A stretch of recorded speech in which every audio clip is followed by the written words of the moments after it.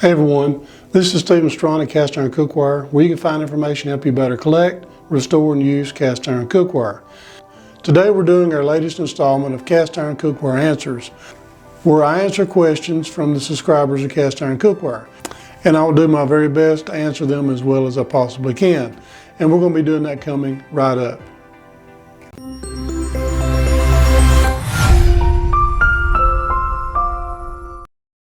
Today we have a few questions that I have received from the viewers of Cast Iron Cookware, and also some that I have received from the Cast Iron Cookware Facebook group. And I just want to share them with you and the answers that I have. So let's get started with it. Number one, first question. And this first question comes from Philip Riggs. And his question is this: is $60 okay on a Birmingham stove and range handled cornstick pan? And I'm going to answer this two ways. For one, you may not know what a handled cornstick pan is. This is a Birmingham stove and range handy Dan cornstick pan. This is what it looks like on the front. And the handle is a little bit different than the normal BSR handle. It doesn't have the prominent ridge, it's just rounded. But we know just by the overall shape of this that this is definitely a Birmingham stove and range handy Dan cornstick pan. It says made in USA right here on the bottom. And it's a nice piece. I'm going to reference Jason Walker's book on this question here. It's not in print and it's really hard to get. Hopefully soon Jason will have this thing published where everybody can have access to it. Hint, hint, Jason. But in his book, Jason has a lot of prices, and I'm just going to reference the price guide that he has here. And he is pretty spot on. And he has a really good handle on how much the Birmingham stove and range is worth. And right here on page 15, Jason says the handy Dan is valued between $65 and $75. So $60 is a pretty good price for the handy Dan cornstick pan. Another question comes from someone who's asked a lot of questions, and they always ask good questions. And this comes from Rand Rowe. And he asks, what do you think about Evapo-Rust? Now, I have not personally ever used Evapo-Rust, but I've heard of a lot of people that does. I see it on a lot of the Facebook groups where people use it to remove rust, and it does a great job. And I was kind of concerned about it because a lot of people are using it, and I'm thinking, you know, there's chemicals involved. What kind of chemicals do you want on your food? You know, there's a lot of questions, and it really sparked my curiosity to look into it. Like I said, I haven't ever used it, but I may use it now. So I went ahead and went on the Evapo-Rust website, and they actually, on their first page, it says, quickly removes rust. Evapo-Rust Super Safe Rust Remover will safely and easily remove rust from antiques, automotive parts, cast iron cookware, hardware tools, and more without scrubbing and sanding to give your treasures new life. Now this is on their website. You know, I don't believe that they would actually say it was safe to use on cast iron cookware unless they have done their research. They also have a video showing how to clean a piece of cast iron cookware. And they use the Birmingham stove and range cornstick pan, and they submerge it in that cornstick pan overnight, and it come out looking really good. And by the way, they even reused the Evapo-Rust that they used on the pan, so they didn't really waste anything. So I've heard people say it's a good product, but it's too expensive. Well, if you can reuse it, then it's not that expensive. So I may give that a try. I may give it a shot on one of my videos here in the near future, just because I'm really interested in it. They also say that it is safe, biodegradable, and it just cleans up with soap and water. And that is a huge plus. Got another question, and I hear this question kind of designed in different ways. And this question here comes from Rod Pruitt. Rod Pruitt asks, how smooth is smooth? I know Kent Rollins uses some vintage Griswold stuff that is, as he describes, smooth as glass and holding its seasoning. I bought a cheap Asian-made skillet that was like 40 grit sandpaper inside. I sanded about 80% off, and it's been a daily user ever since. But the factory finish was gnarly.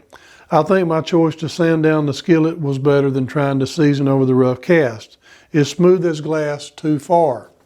If you've heard me any time at all, I say never, never use sandpaper, grinders, wire wheels, any other mechanical means. Because a rough piece of cast iron will receive seasoning so much better. Now, it will take a little longer for it to kind of smooth out, but a really slick piece of cast iron, it takes it a little bit harder. Now, they're all different versions. If you see my video not too long ago where I took one of the cheap Asian skillets and it was rough as sandpaper, gnarly. I mean, it hurt your teeth just to rub your fingers across it. But we put quite a few layers of seasoning on this, and it is, now it's not slick. You can still see the bumps in it. But I can tell you what, it's a good cooker, and the eggs do not stick on it anymore. It's a good user, even though it's rough.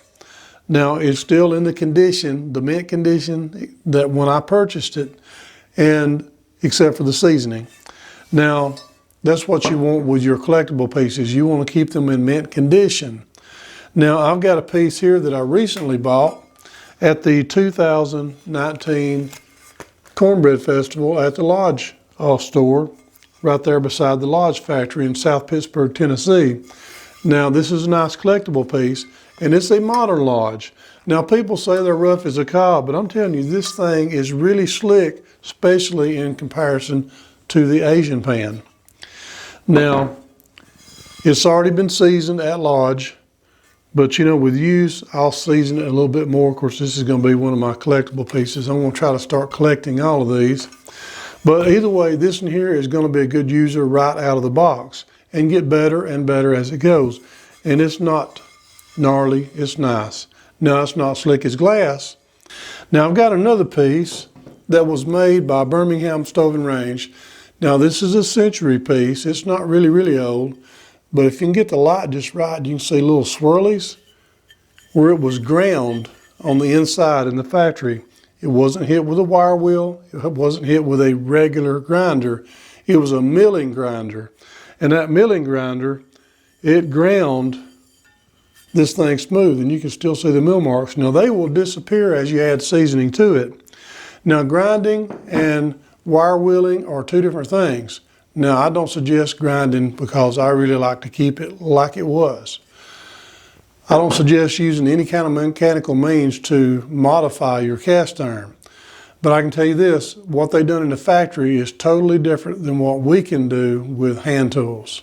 Now, when you take a piece like this one right here, and if you see my recent video, how to restore a wire wheeled piece, this one here was hit with a wire wheel.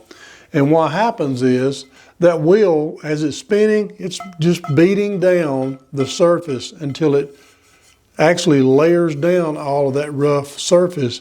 And in the process, little fragments from the wire, little fragments from the wire wheel itself are getting embedded in the surface. And if it's stainless steel or copper or bronze, that metal is being embedded into the surface. You're going to have different types of metals besides iron inside your cast iron. And who knows what is on those mechanical tools. You may be embedding something like chromium or something that you don't want in your food. So I just say don't use any wire wheels or any kind of mechanical means. If the skillet looks bad, just don't get it. But here we go. This one here was pretty much ruined. But we brought it back from the dead. Now, it's still got a lot of issues. It was shiny as it can be.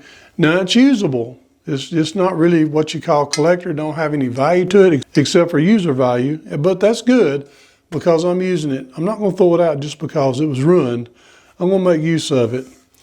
It's just got issues. Now, the seasoning is trying to grab a hold and it's trying to work because I put it through a process to kind of do away with that slickness. You take a piece like this Griswold Iron Mountain skillet. Now, it is slick as it can be. It was slick from the factory.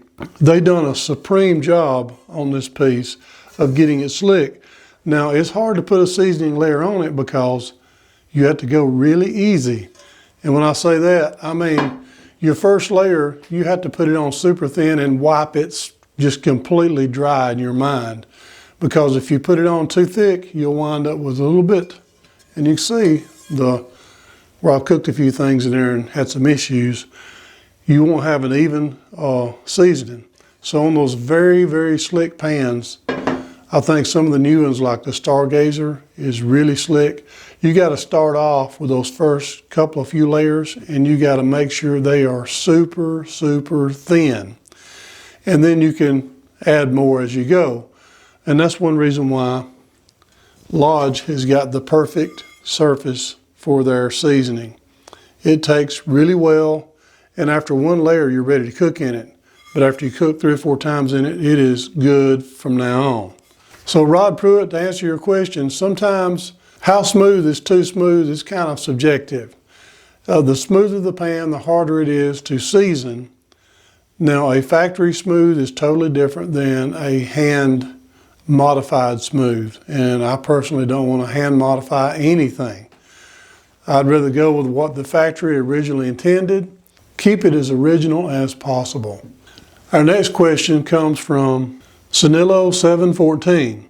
I hope I'm pronouncing that right. There was a reply later and it was spelled a little different. So either Sanillo or Sanilio. But this comes from Sanillo 714. I recently purchased lead testing kits for all of my vintage cast iron. However, I stripped them down to bare iron before testing them.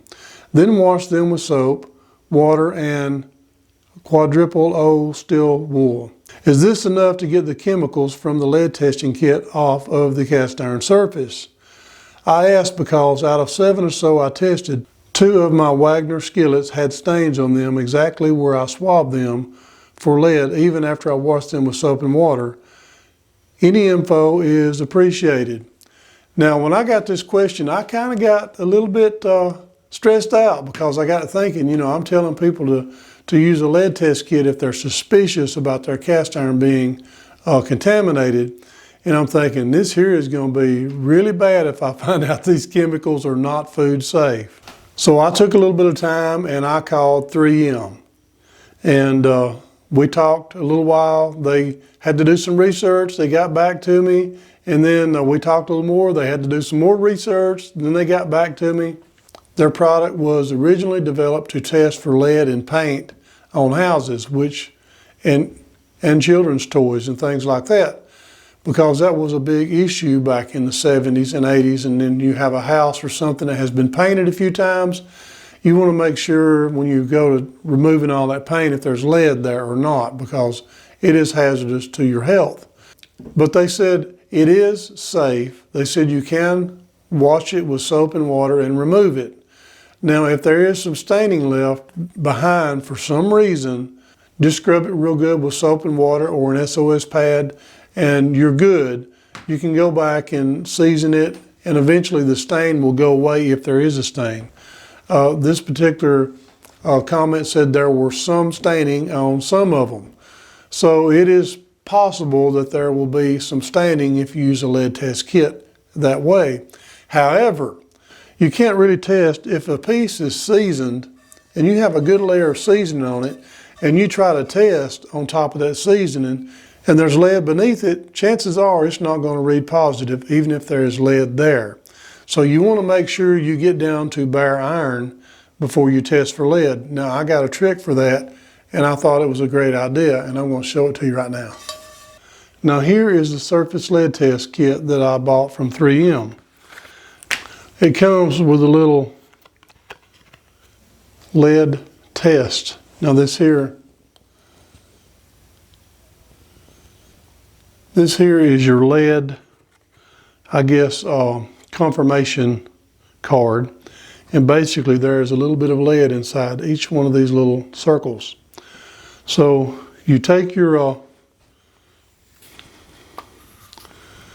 you have 2 chemicals. You have a water solution or a liquid solution, then you have some kind of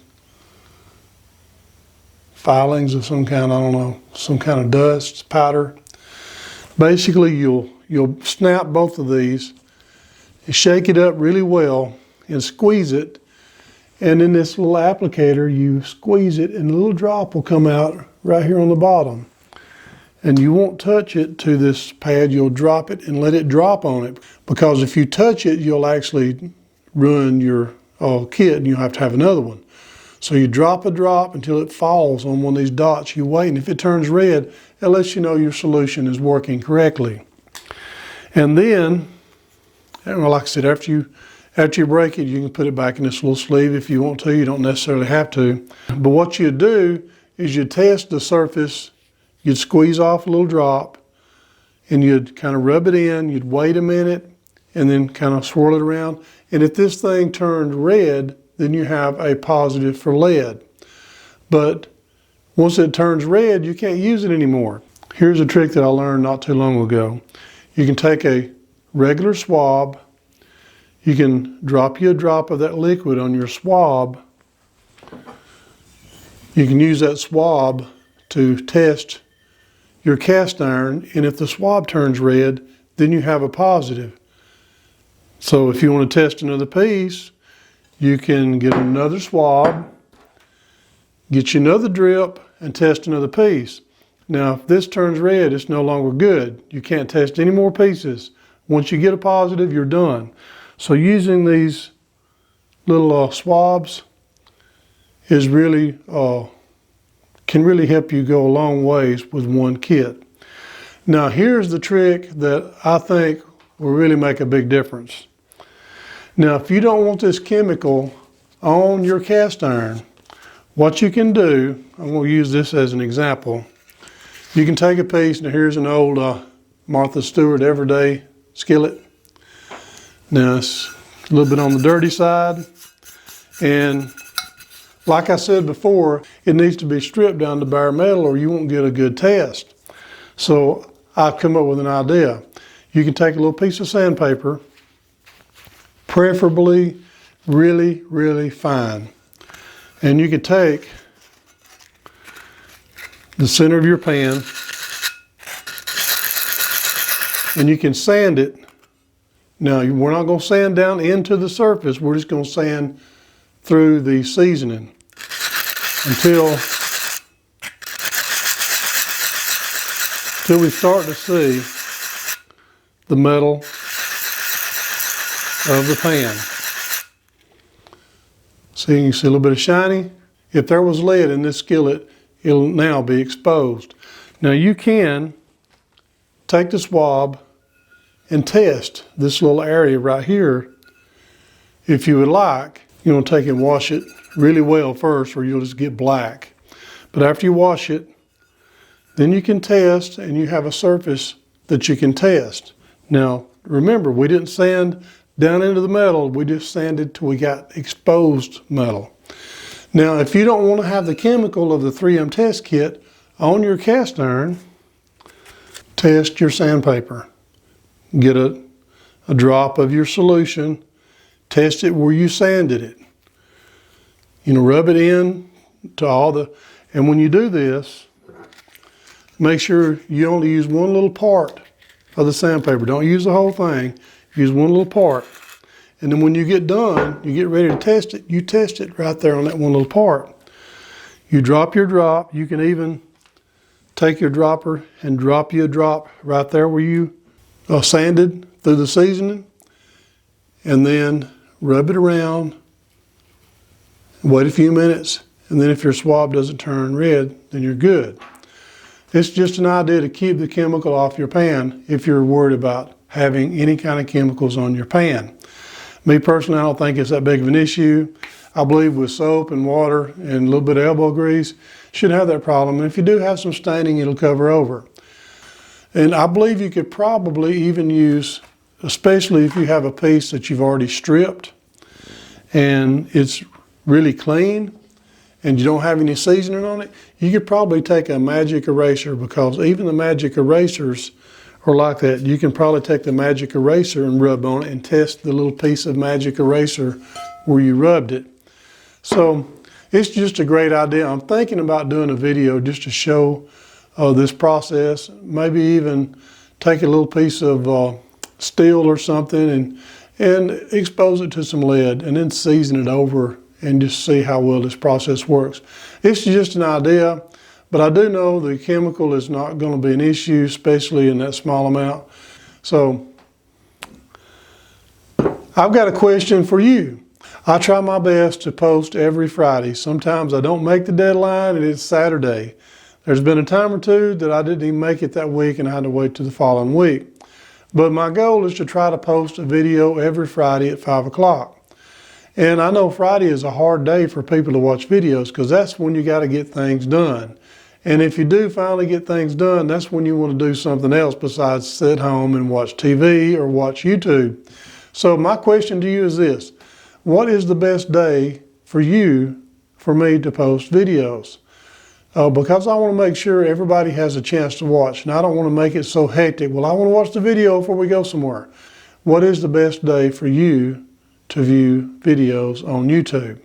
I hope this little video has been informative and helped you in some way or another. And if it has and you'd like to see more, please don't forget to subscribe to this channel. Hit the notification bell. That way you'll be informed of new videos when they come out. That way you won't miss out on anything. And also, I'd like to invite you to check out our Cast Iron Cookware group on Facebook. I'll leave a link to that in the video description as well. You can also follow us on Facebook, Instagram, and Twitter. And I'll leave a link to those in the video description as well. And thank you again for watching Cast Iron Cookware.